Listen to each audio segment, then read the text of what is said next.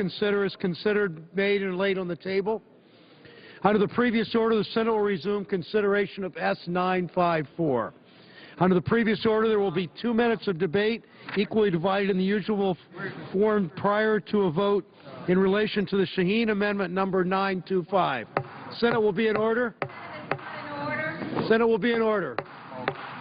Debate will commence on the Shaheen Amendment number 925. Who yields time?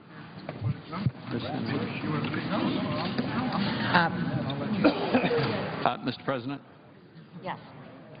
Senator from Pennsylvania is recognized. Mr. President, my understanding is that Senator Shaheen was going to take the first 30 seconds of the minute on behalf, speaking in favor. I don't see her on the floor. I was going to take the second half. I believe I see her now. So at this time, if she's ready, I would yield to the Senator from New Hampshire. Yes, thank you. Senator from New Hampshire is recognized. Thank you, Senator Toomey. This amendment would address the only program within the Farm Bill that hasn't been reformed, the sugar program. The way it is now, it's a... The Senate's not in order.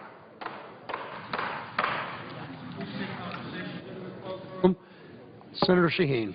What we have now is a sweet deal for sugar growers and a bad deal for consumers. Right now, according to the Department of Commerce, we're losing 3 jobs in manufacturing for every 1 job we save in the sugar grower industry. That's not a good deal for job creation in this country. We need to change it. I yield to my colleague from Pennsylvania. Senator from Pennsylvania. I thank the Senator from New Hampshire. She's absolutely right. It makes no sense to have a program that forces American consumers. Senate will be in order. Senator from Pennsylvania. That forces American consumers to pay at least 30% more than the going rate for sugar, to force taxpayers to subsidize these producers, all so that we can lose jobs. Because, as the Senator pointed out, our own Commerce Department is determined for every job that's saved, 3 manufacturing jobs are lost. This is a modest amendment that takes us back to the 2008 levels. Mr. President. Senator from Louisiana is recognized. On our side, let me tell my colleagues, if you want to preserve jobs, vote against the Shaheen-Toomey Amendment.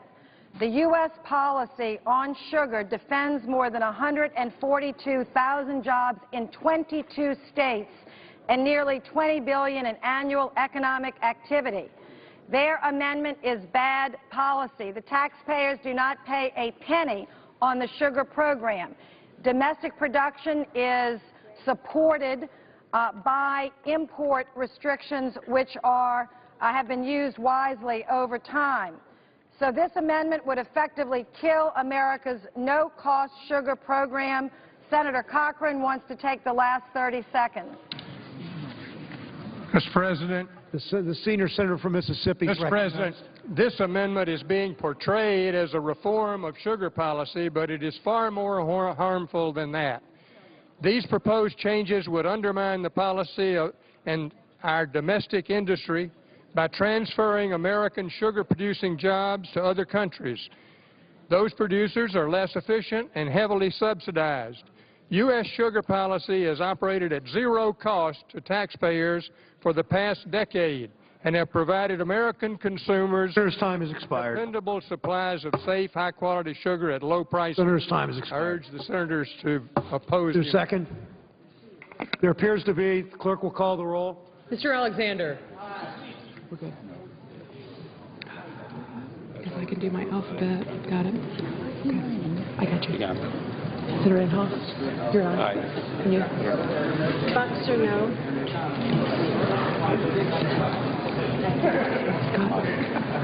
Scott, Rankin, Glover.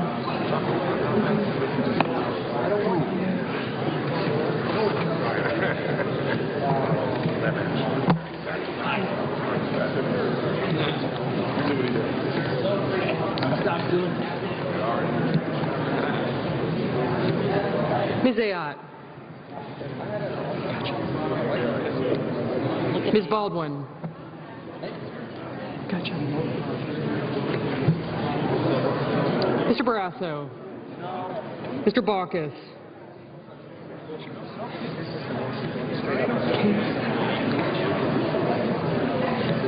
Mr. Begich. Mr. Bennett.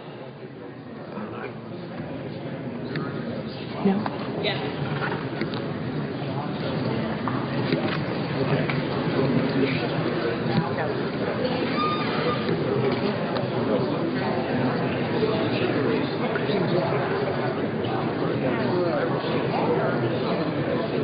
What votes yes?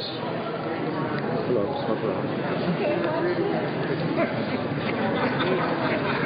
Mr. Blumenthal.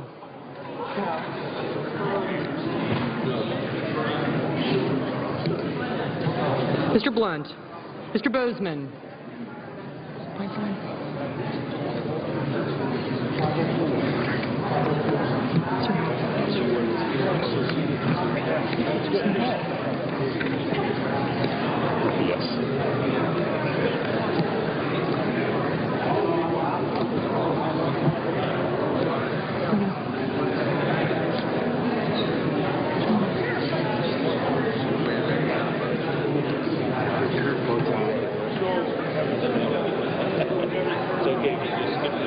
Mrs. Boxer, Mr. Brown, Mr. Burr.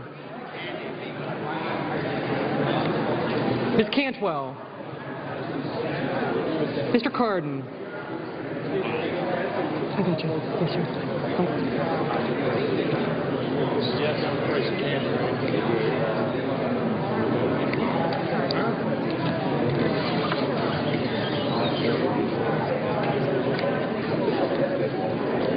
Mr. Casey. Mr. Chambliss, Mr. Coates, Mr. Coburn, Mr. Cochran, Ms. Collins, Mr. Coons, Mr. Corker,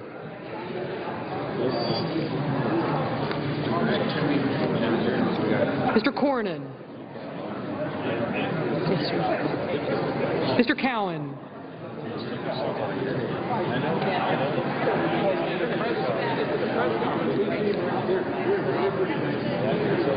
Mr. Crapo, Mr. Cruz, Mr. Donnelly,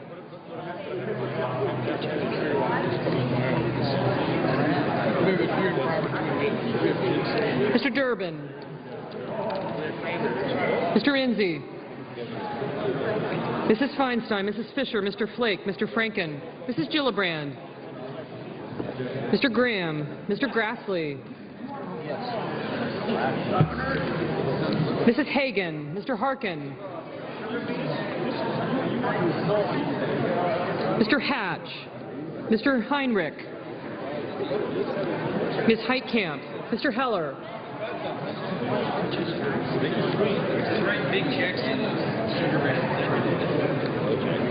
Ms. Hirono, Mr. Hoven, Mr. Inhofe,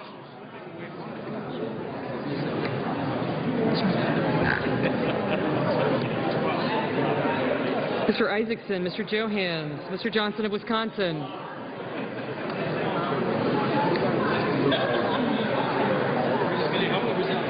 Mr. Johnson of South Dakota,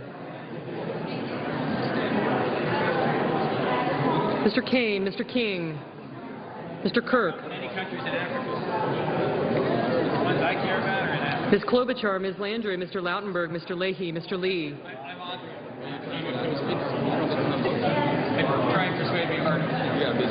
Mr. Levin, Mr. Manchin,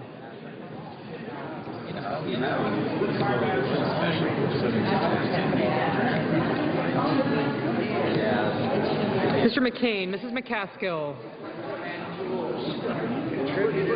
Mr. McConnell, Mr. Menendez, Mr. Merkley, Ms. Mikulski, Mr. Moran, Ms. Murkowski, Mr. Murphy, Mrs. Murray, Mr. Nelson, Mr. Paul, Mr. Portman,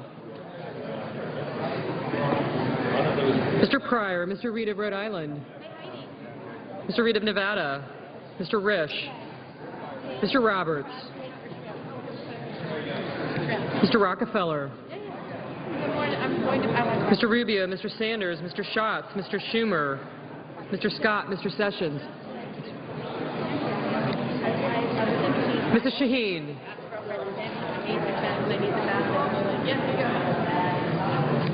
Mr. Shelby, Ms. Stabenow, Mr. Tester, Mr. Thune, Mr. Toomey, Mr. Udall of Colorado,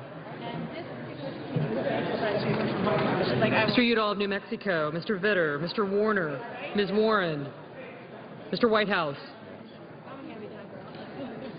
Mr. Wicker, Mr. Wyden.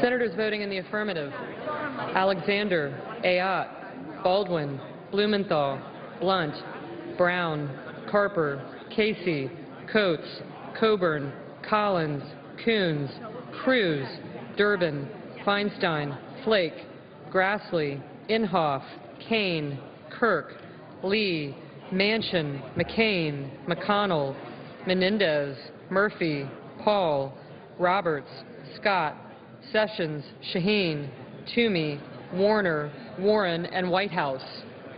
Mr. Bozeman. Mr. Bozeman. Aye. Mr. Heller. Aye.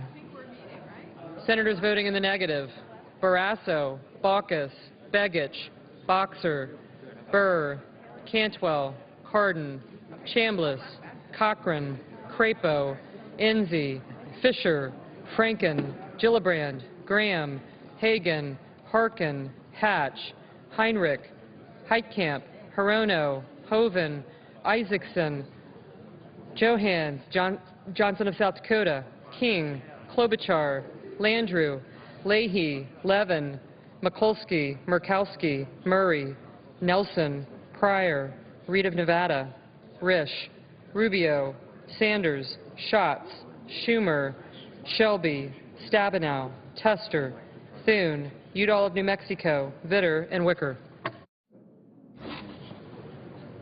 Mr. Portman, aye. Mr. Moran. Mr. Moran, no.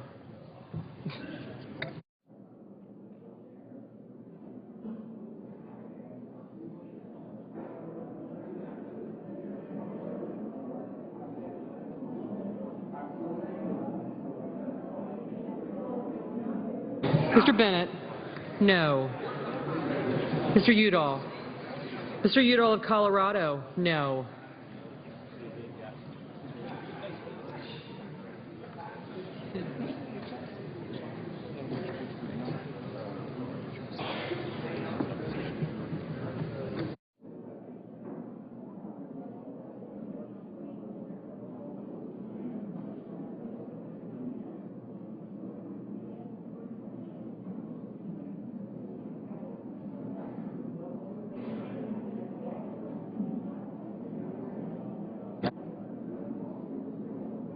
Mr. Johnson. Mr. Johnson of Wisconsin, aye.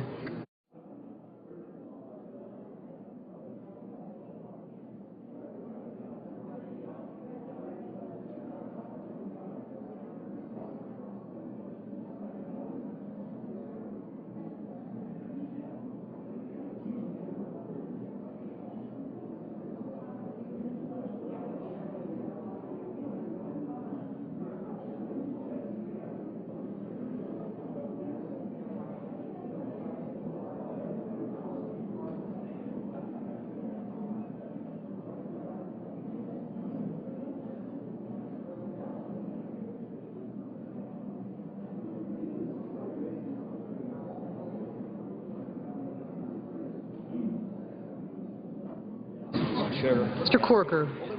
Mr. Corker, aye.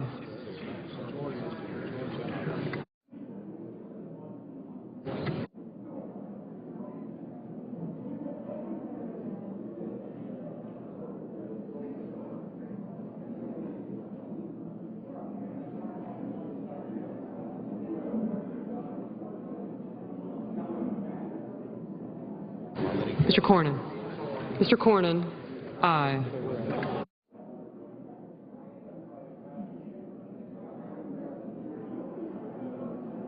Mrs. McCaskill. Mrs. McCaskill, aye. Mr. Wyden. Mr. Wyden, no. Mr. Merkley? No.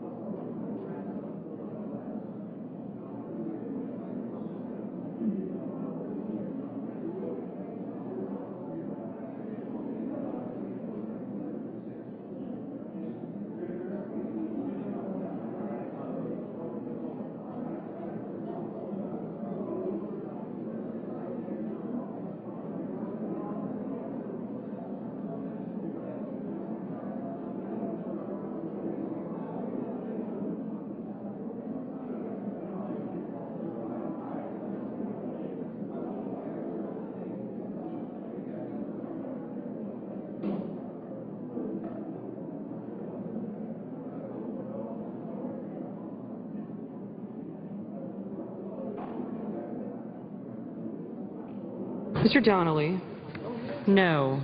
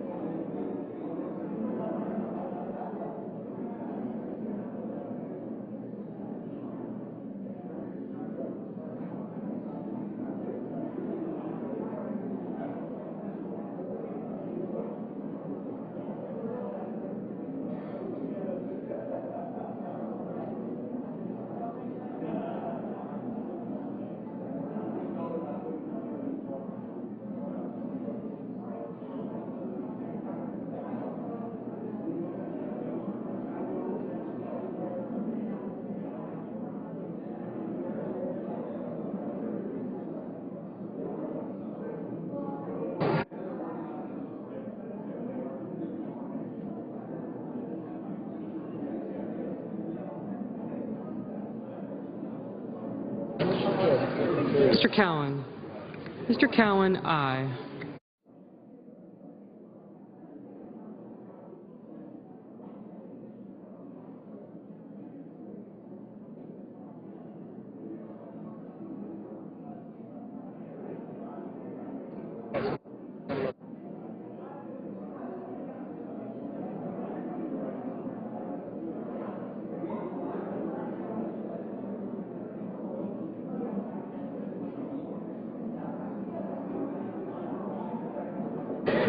Mr. Rockefeller? Mr. Rockefeller, aye.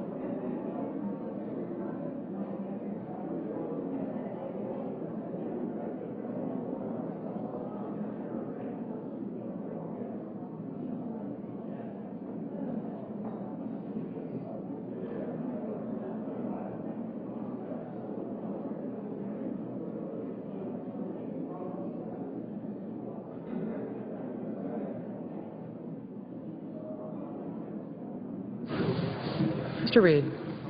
Mr. Reed of Rhode Island. Aye.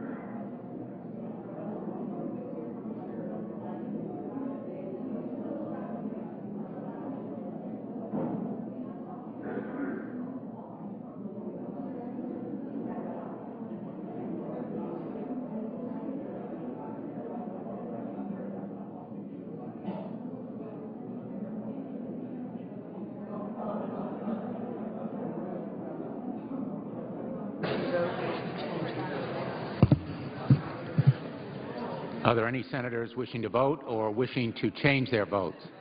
If not, the ayes are 45, the nays are 54.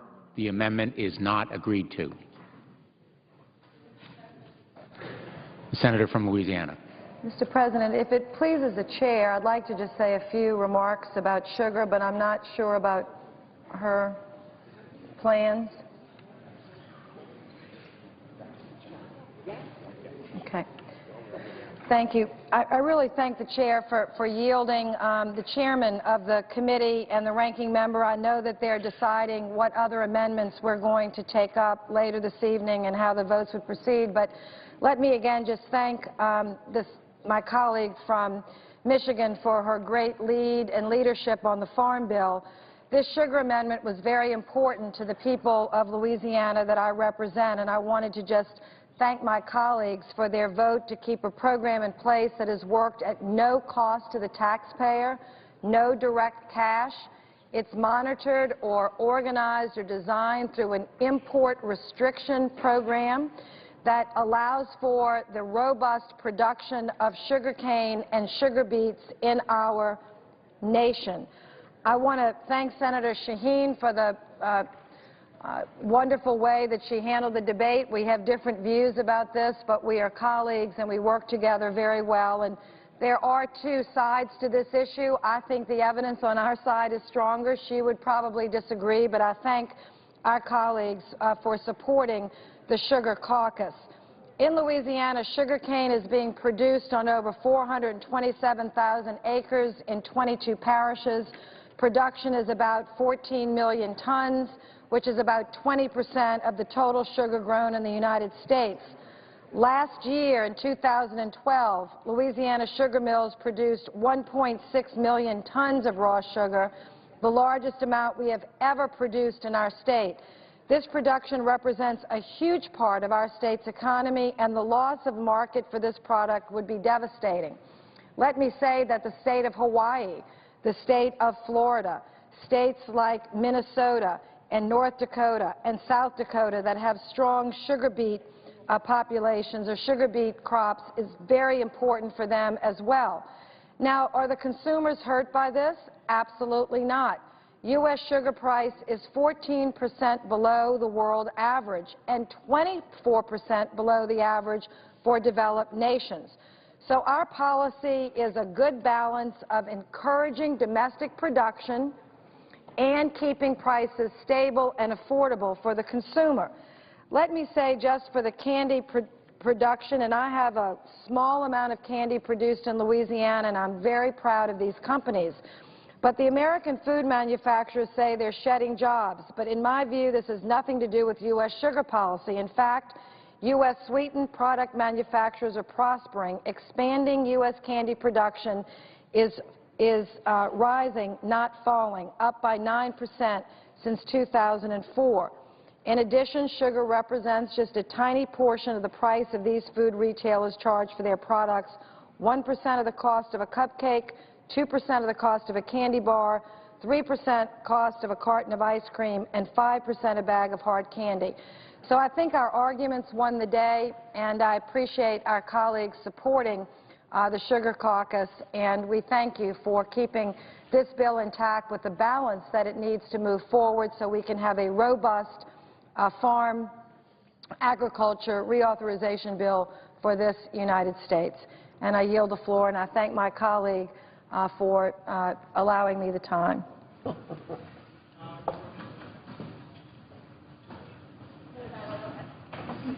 Mr. President. The Senator from Indiana. I'm here this evening, Mr. President, to talk about the importance of a bipartisan, common-sense, 5-year farm bill to Indiana's agriculture and rural communities, as well as our entire country. This bill, passed with bipartisan support in the Ag Committee, protects the estimated 1.6 million ag-related jobs and the 16 million ag-related jobs across the country. Last year, Indiana and many other states were plagued by severe drought, leading to a loss of crops and livestock, hurting our food supply and the livelihoods of farmers and their communities. Farmers in Indiana and around the nation need the certainty of a 5-year farm bill that reflects and addresses the inherent risk of feeding and fueling our world. The Agriculture Reform, Food, and Jobs Act of 2013 strikes the right balance, ending direct payments and improving risk management tools to give farmers what they need to manage natural disasters or severe market downturns that are completely outside of their control. In this budget environment, where we are looking for ways to cut spending and make government more efficient, it is important to note that this bill would reduce the deficit by $23 billion. We made the tough decisions necessary to cut spending, increase accountability, and eliminate duplicative or unnecessary programs to continue our efforts to get our fiscal house in order. In my home state of Indiana, Mr. President, this bill is critical. Nearly 190,000 Hoosiers work in agriculture. 83% of the state's land is devoted to farms or forests. And agriculture contributed nearly $38 billion to Indiana's economy in 2011. Clearly, the certainty of a 5-year farm bill is important not only to the producers in our state, but to the entire state's community, economy, and overall well-being. While no bill is perfect, there are a few areas of this bill I work to improve, based on feedback from Hoosiers. During the Ag Committee debate, I introduced an amendment with Senator Roberts that would give the next generation of bioenergy crops access to base levels of risk management so that a reasonable safety net will be in place for energy crops. This bipartisan amendment, passed as part of the overall bill, would amend the non-insured crop disaster assistance program to offer coverage for crops producing feedstock for energy purposes. Further, the amendment would direct USDA to research and develop risk management tools promising new sorghum crops. I support the many Indiana farmers who have and continue to contribute to our domestic energy security. Also, during the committee discussion, I helped introduce an amendment that would put the USDA, not the OMB, in charge of conservation program technical assistance funding levels. This gives USDA the authority to make sure that technical assistance reflects the needs of producers in the field and the stakeholder community, while allowing conservation practices to be adopted on a broader scale. We need robust technical assistance to give producers the assurances they need to know they are implementing practices correctly, and these decisions should be made more reflective of needs on the ground. Further, I have continued my efforts from the 2008 Farm Bill to ensure that there are not restrictions on Hoosier farmers who want to grow fruits and vegetables. After a successful FarmFlex pilot program, I worked to expand full planting flexibility for farmers in Indiana and across the country wanting to grow what they'd like to grow on their own farms. Finally, I am proud to co-sponsor an amendment with Senator Grassley that we should pass this amendment. It protects livestock and poultry farmers from having their personal information released by the EPA. It is outrageous that earlier this year, the EPA released the personal contact information of over 80,000 livestock and poultry owners from across the nation, including many from Indiana. This blatant violation of privacy must not happen again. So I hope my colleagues will support the Grassley-Donnelly amendment when it comes up for a vote. Put simply, this farm bill makes sense. It is an example of Republicans and Democrats working together to do good things for the American economy and America's people. I look forward to working with our colleagues in the House on a farm bill that we can get signed into law. No one is going to get 100% of what they want, but it is 100% necessary to get this farm bill done. I urge prompt passage of this bill by the Senate and for our colleagues in the House to do the same. Farmers in Indiana and across our great nation deserve more than partisan political gridlock that prevented a 5-year bill last year. This year, we need to get it done. Mr. President, I yield the floor. I note the absence of quorum. Clerk will call the roll. Mr. Alexander.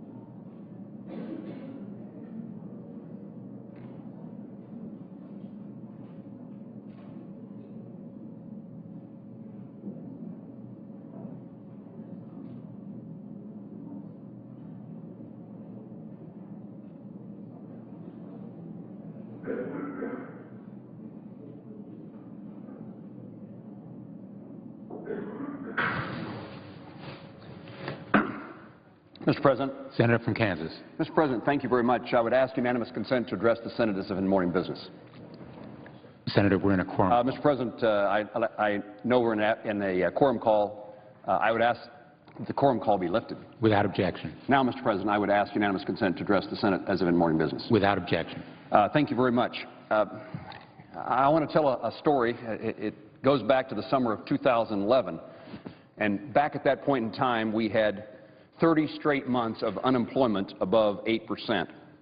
And I decided it was important to work on legislation to jumpstart the economy and to work in every way possible with my colleagues to put Americans back to work.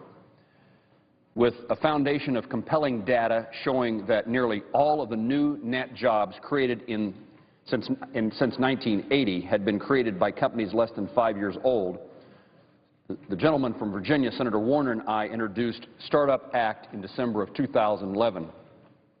The Startup Act was a jobs bill written to help entrepreneurs who have been responsible for most of the job creation in our country over the last 30 years.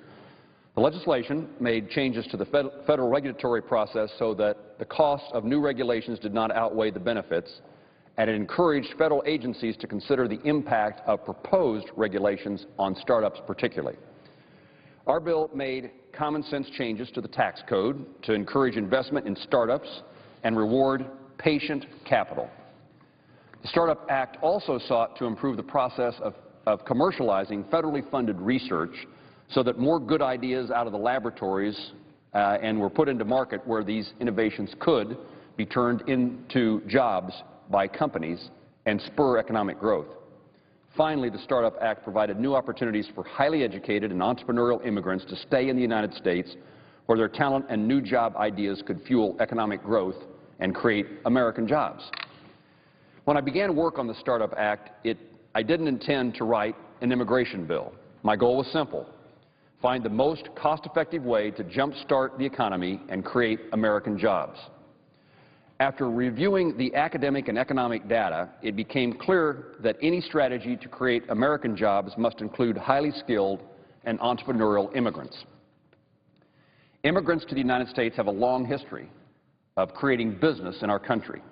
We can all think of examples of individuals who have done so. Sergey Brin co-founded Google. Elon Musk co-founded PayPal, Solar City, SpaceX, and Tesla. Min Kao founded Garmin in my home state of Kansas. There's a long list of people from other countries who created businesses here in the United States that now employ thousands and thousands and thousands of Kansans and Americans. Of the current Fortune 500 companies, more than 40% were founded by first or second generation of Americans. Immigrants are now more than twice as likely as native-born Americans to start a business. In 2011, immigrants were responsible for more than 1 in every 4 U.S. businesses founded.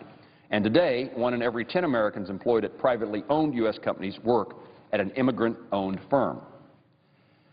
The immigration bill drafted by 8 of our colleagues and reported by the Judiciary Committee recognizes the importance of entrepreneurial immigrants. The legislation creates new visas for immigrant entrepreneurs and awards points for the merit-based visa for successful entrepreneurship. Yet, this bill could be improved significantly to reflect more accurately how new businesses grow and hire workers. Done right, an entrepreneur's visa has the potential to create hundreds of thousands of needed jobs for Americans. Now in its 3rd version, Startup 3.0 creates an entrepreneur's visa for foreign-born entrepreneurs currently in the United States. Those individuals with a good idea, with capital and a willingness to hire Americans would be able to stay in the United States and grow their businesses. Each immigrant entrepreneur would be required to create jobs for Americans. In many instances, our country already has made commitment to these entrepreneurs, allowing them to study in our universities and work temporarily at American companies. Providing a way for immigrant entrepreneurs to stay in the United States and create American jobs makes economic sense. Earlier this year, the Kauffman Foundation studied the economic impact of the entrepreneur's visa in Startup 3.0. Using conservative estimates, the Kauffman Foundation predicts that the entrepreneur's visa could generate 500,000 to 1.6 million jobs over the next 10 years. These are real jobs with real economic impact that could affect real American families and boost our GDP by 1.5% or more, a 1.5% increase in our gross domestic product just by this provision of the legislation alone. Anticipating floor consideration now of the immigration bill, I have been speaking with entrepreneurs, investors, and startup policy experts to develop an amendment that would improve the legislation. In my view, we have an opportunity to create jobs for Americans by making certain highly skilled and entrepreneurial immigrants are able to start a new business and contribute to the growth of American companies. If we miss this opportunity, we risk losing the next generation of great entrepreneurs and the jobs they will create. I will offer an amendment to the immigration bill to accomplish these goals and hope my colleagues will join me in supporting the changes to the legislation that would result in the creation of jobs for Americans. While it's important to provide a straightforward and workable way for entrepreneurial immigrants to stay in the United States so that they can employ Americans, we also need to make sure that the immigration bill addresses the needs of growing American businesses.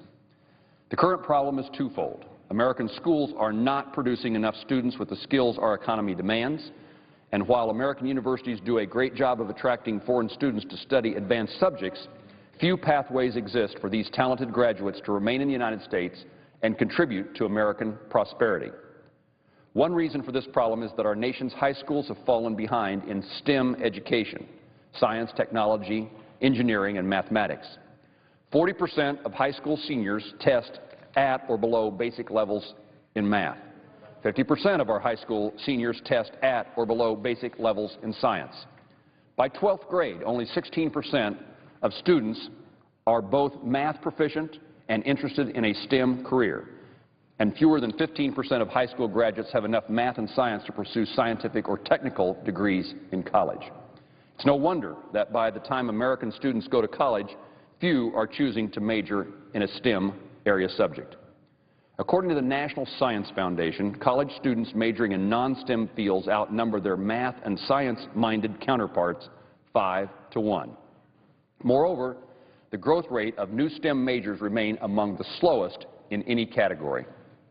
Unfortunately, research shows that this gap continues to widen at a time when the number of job openings requiring STEM degrees is increasing at 3 times the rate of the rest of the job market. So the number of students pursuing math and science and engineering is declining. The demand for the jobs is increasing. Should this trend continue, American businesses are projected to need an estimated 800,000 workers with advanced STEM degrees by 2018, just about 4 years away. But will only find 550,000 American graduates with those degrees they need. How do we solve this problem and prepare America for the future? First and foremost, we need to do more to prepare Americans for careers in STEM fields. This will take time, but our efforts to improve STEM will yield positive results across the economy, even for those without STEM skills. Second, as we work to equip Americans with the skills for the 21st century economy, we also need to create a pathway for highly educated foreign students to stay in America, where their ideas and talents can fuel economic growth. Startup 3.0, the legislation that Senator Warner and I have introduced, addresses this immediate need by creating a STEM visa.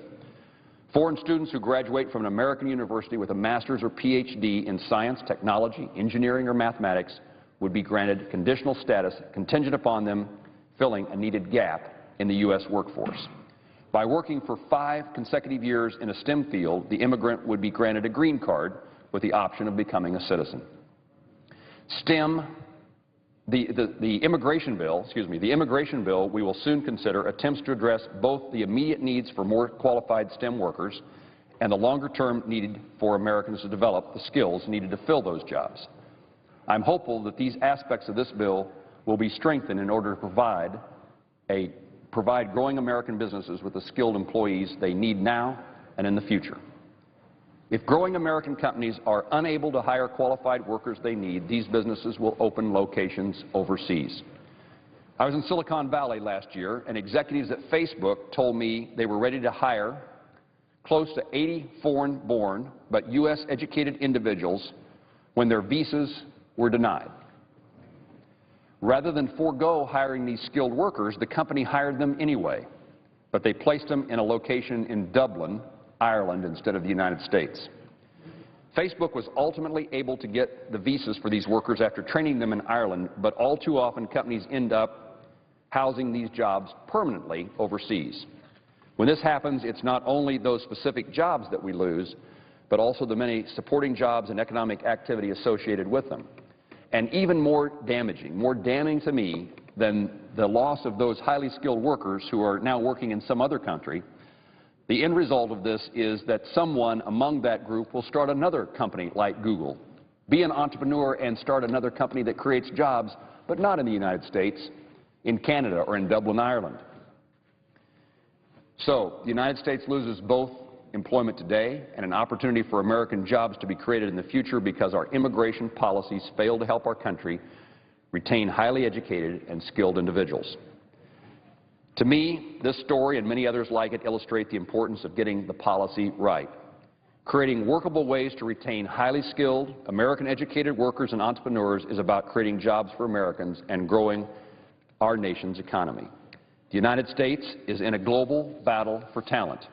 If we fail to improve our immigration system, one that currently tells these entrepreneurs and highly skilled individuals, we don't want you, they will take their intellect and skills to another country and create jobs and opportunities there. Some of my colleagues may think I'm exaggerating what is at stake, but this week, Canada's immigration minister was in Silicon Valley recruiting entrepreneurs and promoting Canada's new startup visas. They have billboards in California encouraging those STEM-educated individuals to move to Canada where they have an immigration policy beneficial to them and their jobs.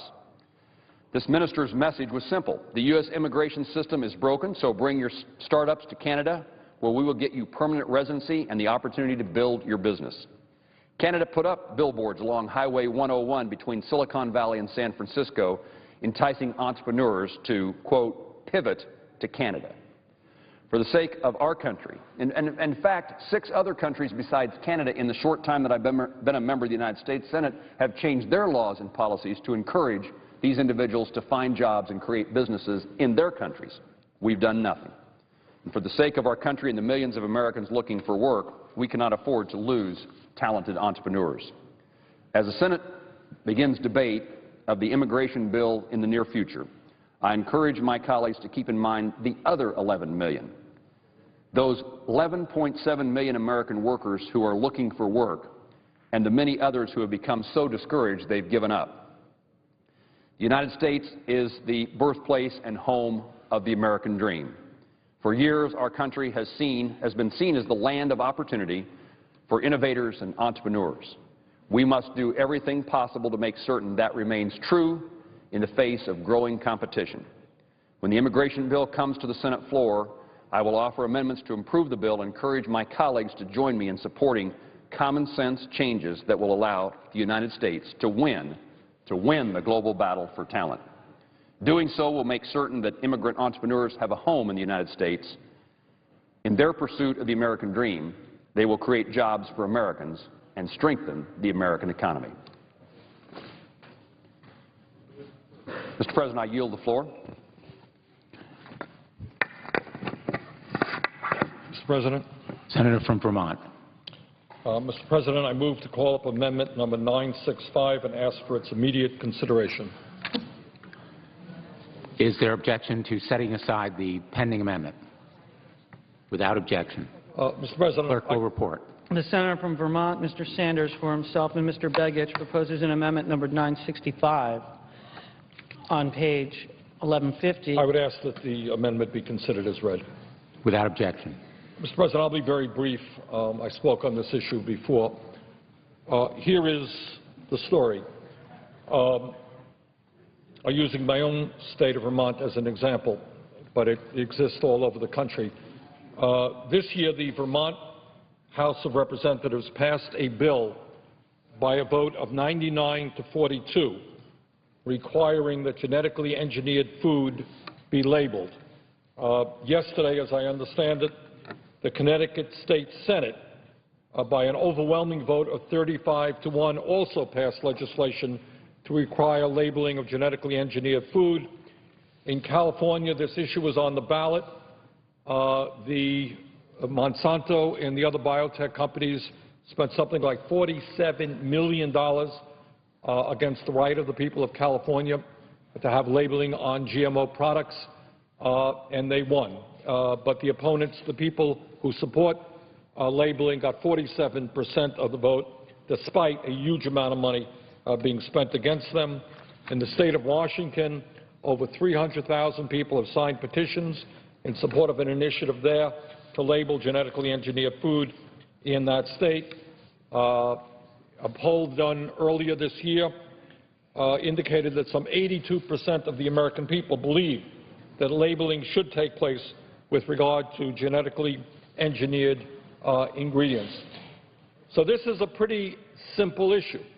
And the issue is, do the American people have a right to know what they are eating, what is in the food that they are ingesting and what their kids are eating?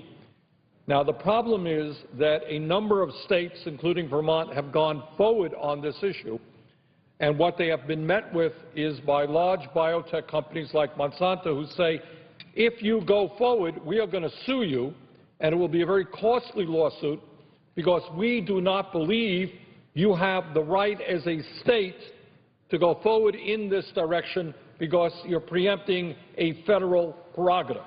Now, I happen not to believe that that is correct, but what this amendment does is very simple. It basically says that states who choose to go forward on this issue do have the right. And it is not condemning GMOs or anything else. It is simply saying that states have the right to go forward. There have been some arguments against this amendment, and let me just briefly touch on them. Genetically engineered food labels will not increase costs to shoppers. As we all know, companies change their labels every day. They market their products differently. Adding a label does not change this. Everybody looks at labels. They change all the time.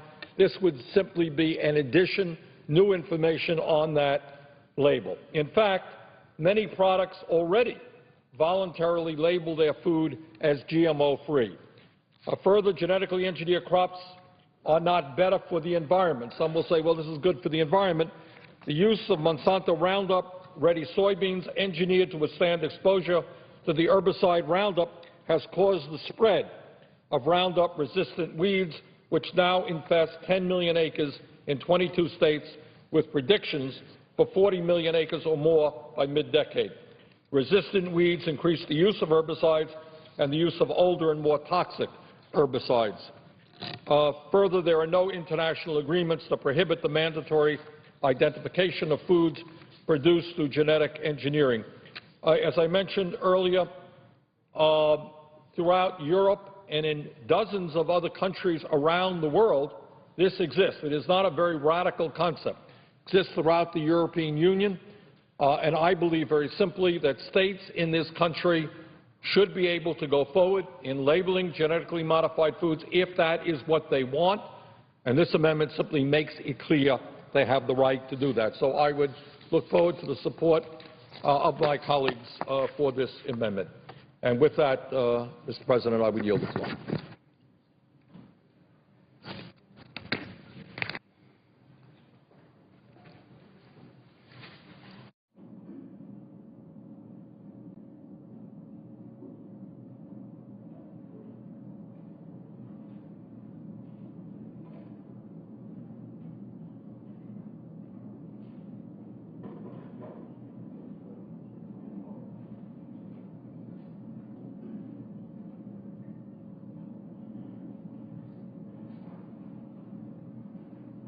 Mr. President. Senator from Michigan.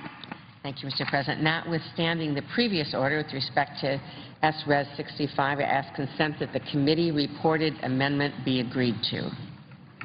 Without objection. Thank you very much. Let me just say, for the purposes of the members, now that we have completed our official voting for today, I want to thank everyone for all their hard work and the staff for all of their hard work. It's a continuing pleasure to work with my ranking member, Senator Cochran. We are in the process of securing a time for hopefully a vote in the morning, and then we have a number of votes tomorrow. We are on a path to get this done, and with the cooperations of the members, we are hopeful we will have a number of votes tomorrow and be able to move on a path to be able to complete this very important bill. I would just remind colleagues, 16 million people work in this country because of agriculture. It's the biggest jobs bill probably that will come before this body, and we're very grateful for everyone's patience and willingness to work with us to bring this bill to completion. I would suggest the absence of a quorum. Clerk will call the roll. Mr. Alexander.